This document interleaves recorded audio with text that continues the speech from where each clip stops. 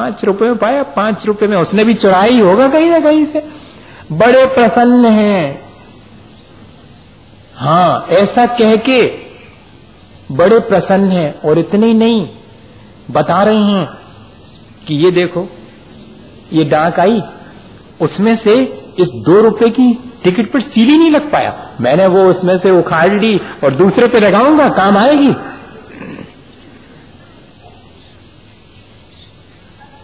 अपना ईमान जिसे सस्ता है और बाकी धन महंगा है, वो बहुपरिग्रही। ठीक, जो धन का सदुपयोग न करे वो बहुपरिग्रही, और जिसके लिए ईमान से ज्यादा बड़ा पैसा है वो बहुपरिग्रही। अब आ जाएगा जल्दी समझ में, ताकि बचे अपन इनसे। हम कोई कमेंट नहीं कर रहे हैं, हम ये थोड़ी कह रहे हैं कि आपके लिए थोड़ी कह रहे हैं, ये कह रहे हैं कि अगर अपन ये तो ऐसे हो जाएंगे, अपन गड़बड़ वाला मामला है, समझ में नहीं आता एकदम। और तीसरी चीज, मौसी ने बुलाया शादी के बाद बेटे बहू को, दोनों गए हैं वहां, और मौसी ने क्या दिया है, चैन दी है दोनों को। चैन, हाँ वो चैन शब्द चैन है वो, लेकिन बेचैन कर देती वो बहुत, चैन जरूर है वो। हाँ, अगर वो कोट के वो कॉलर के ऊपर रहे तो बड़ा चैन मिलता है, और उसके भीतर रहे तो चैन नहीं मिलता उसमें, ये भी है। 4 लोगों को दिखती रहे तो बड़ा चैन मिलता, नहीं तो बेचैनी कोई दे के नहीं अगर। वैसी वो चैन वो दे दी। अब आ रहे हैं जनाब, बस में बैठे और 4 लोग और बैठे रिश्तेदार। बताना कितने वजन की लग तो रही है महंगी, अरे इतनी महंगी नहीं होगी, हो सकता पॉलिश की हो, उसमें क्या डिस्कशन चल रहा है, कितने की होएगी, कैसी है। ए भैया, जो दूसरे की भावना और त्याग से ज्यादा मूल्यवान वस्तु को माने वो बहुपरिग्रही। बस ये 3 चीजें हैं बहुपरिग्रही होने की। जो चीजों का सदुपयोग ना करे, जोड़ जोड़ के रखे, वो बहुपरिग्रही। अकेले जोड़ के रखने वाला बहुपरिग्रही नहीं होता, जो सदुपयोग ना करे वो बहुपरिग्रही। और जो अपना ईमान खो दे, वे ईमान तो सस्ता माने और चीजों को महंगा माने, धन पैसे को, वो बहुपरिग्रही। और जो दूसरे की भावनाओं की कदर तो करे नहीं। मौसी ने दी है ये तो नहीं कहा एक भी बार, कितनी भावनाओं से उन्होंने दी होगी, कितने त्याग किया होगा, नहीं कितने वजन की है, कितनी महंगी होगी, तो लो। ये हम पहचाने अपने जीवन में कि किस तरह हम अपने जीवन को बना रहे हैं अपने हाथ से, और हम कहाँ जाएंगे, कैसा हमारा जीवन आगे बन जाएगा। आचार्यों ने इसीलिए ये बात लिखी कि बहुत जहां अल्प पाप करने से कार्य चलता हो, बहुत मत करना। जहां अपनी आवश्यकता थोड़े में पूरी होती हो, वहां पर ज्यादा आसक्ति मत बढ़ाना, तो अपन आराम से इस चीज से बच जाएंगे, नरक से बच जाएंगे।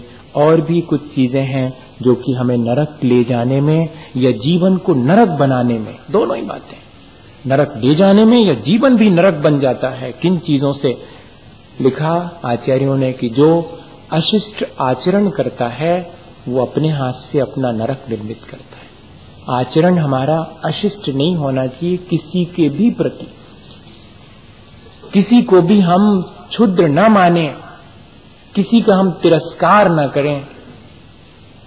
ये चीज हमारे आचरण में शामिल हो। अशिष्टता किसे कहते हैं?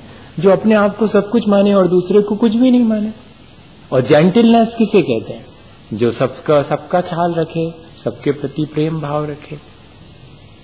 और फिर कह रहे हैं जिसका गुस्सा पत्थर के लकीर के समान, जो बद्ध बैर हो, अर्थात बैर को बांध लेने की आदत जिसकी हो वर्षों वर्षों तक, समझिएगा वो अपने भीतर उसने नरक निर्मित कर लिया। कोई और नहीं करेगा उसके लिए, उसने खुद कर लिया अपने हाथ से। ऐसा पत्थर के समान कठोर क्रोध अगर कषाएं उसकी हैं, दया शून्य होना नरक निर्मित करना है। जब हम दया से शून्य हो जाते हैं तब भी हम अपना नरक निर्मित करते हैं। दूसरे को पीड़ा पहुंचाकर ये दूसरे की पीड़ा देख करके मन ही मन प्रसन्न होना, बढ़िया रहा, भोगो बेटा, लो। अब वो तो वैसे ही दुखी है अपने कर्म से, आप प्रसन्न हैं कि अच्छा हुआ। भैया शत्रु की नहीं चाहना चाहिए, मित्र की तो छोड़ो, शत्रु की भी क्षति ना हो, और अगर क्षति हो तो कम से कम प्रसन्न तो नहीं होना, शत्रु की क्षति में भी प्रसन्न नहीं होना। ये परिणाम हमारे कितनी जल्दी गड़बड़ा जाते हैं, इसकी सावधानी रखना। और कहते हैं त्यागी व्रती साधु जनों के बीच आपस में फूट डाल देना, इनकी उनसे उनकी उनसे बहुत करते हैं लोग। इस महाराज के पास उस महाराज करेंगे और उसके पास जाकर के कि महाराज वो तो आपके बारे में ऐसा कह रहे थे। अब देखना, अपने मन से उनके बारे में कहा, यहां से उनके मुंह से अगर कुछ निकल गया तो वो वहां ट्रांसफर कर दे, उसका उलट पुलट आशय लेकर। कई लोग यही करते रहते हैं, आपको नहीं मालूम। उनका काम ये अपने हाथ से अपना नरक। साधु सज्जन पुरुष हैं, त्यागी व्रती हैं, मुनिजन हैं, उनके बीच फूट डाल देना, उनके बीच आपस में विरोध पैदा कर देना, इसमें रुचि लेना, इन सब चीजों में क्या कहते हैं देखें, अपन उनकी चर्चा करेंगे, देखेंगे क्या कहते हैं। ये क्या है? ये सब अपने हाथ से अपना नरक निर्मित, मरते समय अत्यंत संक्लेश परिणाम पूर्वक मरण करना, ये नरक जाए। भैया और भी बहुत सारी चीजें हैं जो अच्छी नहीं हैं, वे सब चीजें सब समझते हैं कि क्या अच्छा है क्या बुरा। जो जितना बहुत अधिक बुरा है वो सब हमें वहां ले जाता है, क्योंकि वहां बुरा ही बुरा है। नरक के मायने जहां सब कुछ गड़बड़ है और हम यहीं से उसकी शुरुआत करते हैं। यहां भी हम सब कुछ गड़बड़ ही करेंगे तो ऐसी जगह भेजा जाएगा कि वहीं जाके करो तुम सब गड़बड़, यहां मत करो। यहां तुमने शुरू कर दी है तो वहां जाओ, वहां रहो, वहां तुम्हारे मेजॉरिटी के लोग मिलेंगे सब गड़बड़ गड़बड़ करने वाले। तो अपन यहां पर भी सावधानी रखें। कर्म तो करना है, लेकिन ऐसे कर्म ना करें जिससे कि अपना जीवन दुष्कर हो जाए, दूसरे के लिए भी तकलीफदायक हो जाए और अपने लिए भी क्षति पहुंचे। ये सावधानी रखें तो हम अपने नरक से अपने को बचा सकते हैं, इसी भावना के साथ कि हम अच्छे कर्म करें जिससे कि हमारा जीवन अच्छा बने। बोलिए आचार्य गुरुवर विद्यासागर मुनि महाराज की।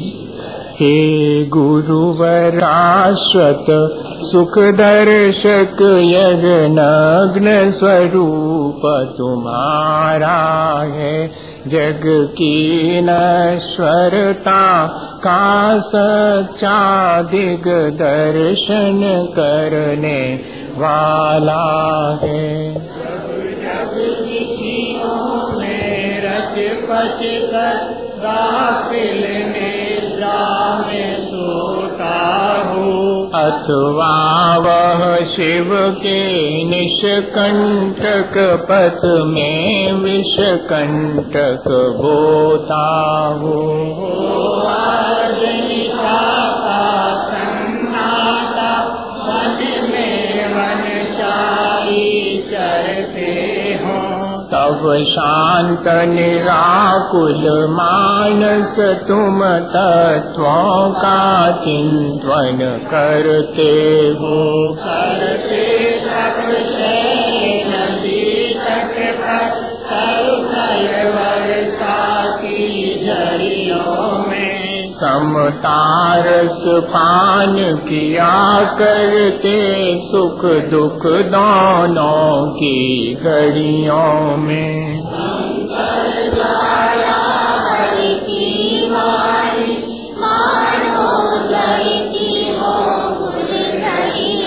भव बंधन तड़ तड़ टूट पड़े, खिल जावे अंतर की कलियां।